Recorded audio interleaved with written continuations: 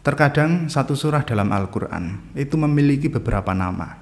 Misalnya Al-Fatihah, dia juga disebut Ummul Kitab, Ummul Quran, Alhamd, terus Asy-Syifa dan lain sebagainya. Tetapi tiap surat memiliki nama yang populer. Misalnya tadi Fatihah memiliki beberapa nama, tapi yang paling populer ya Al-Fatihah. Nah, setiap nama-nama populer ini, nama-nama surat ini, semuanya itu disebutkan di dalam surahnya. Misalnya surah Al-Baqarah. Ada di dalam surah Al-Baqarah itu kata Al-Baqarah itu ada. Wa idh qala Musa liqaumihi innallaha ya'murukum an tadhbahu baqarah. Kemudian surah Ali Imran ada. Innallaha astafa Adam wa Nuhan wa ala Ibrahim wa ala Imran 'alal 'alamin. An-Nisa ada. Wa in khiftum alla tuqsitu fil yatama fankihu ma taba lakum minan nisa'i mathna wa thulatha wa ruba'.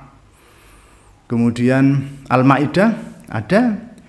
إذ قال الحواريون يا عيسى ابن مريم هل يستطيع ربك أن ينزل علينا مائدة من السماء.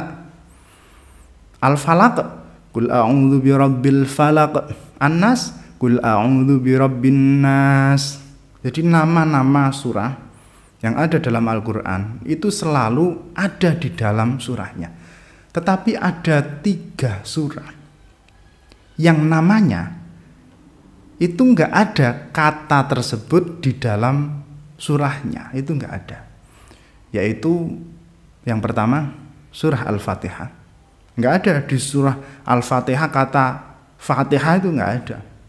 Bismillahirrahmanirrahim. Alhamdulillahi rabbil alamin. Ar-Rahmanir-Rahim.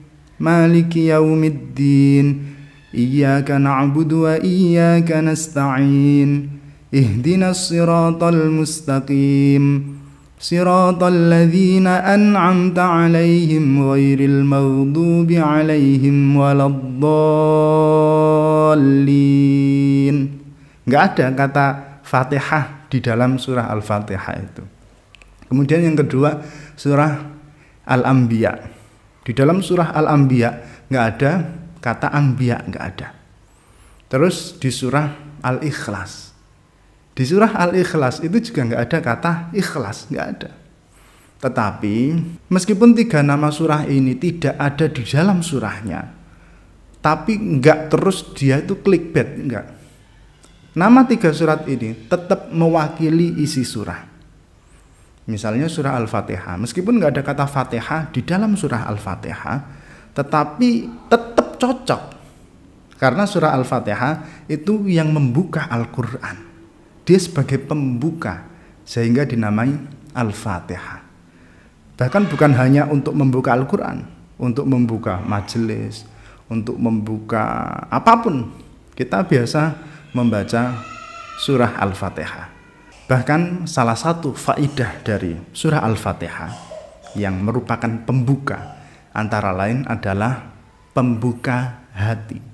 Ketika hati kita tertutup atau hati seseorang tertutup, kita bisa membacakan Fatihah untuk kita atau untuk orang. Surah Al-Anbiya, meskipun di situ nggak ada kata Anbiya, tetapi dalam surah tersebut itu banyak cerita nabi-nabi. Ya langsung disebutkan namanya. Dan itu ya sesuai saja, jadi nggak harus ada kata Anbiya. Karena di situ ada nama nabi-nabi, maka ya cocok saja kalau dinamai Al-Anbiya. Kemudian surah Al-Ikhlas.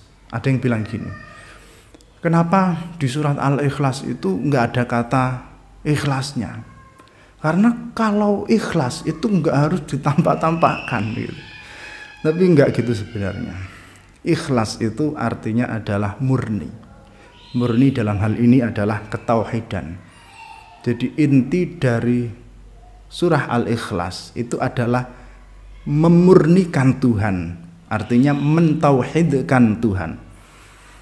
Qul huwallahu ahad, Allahus samad, lam yalid wa lam yulad wa lam yakul lahu kufuwan ahad.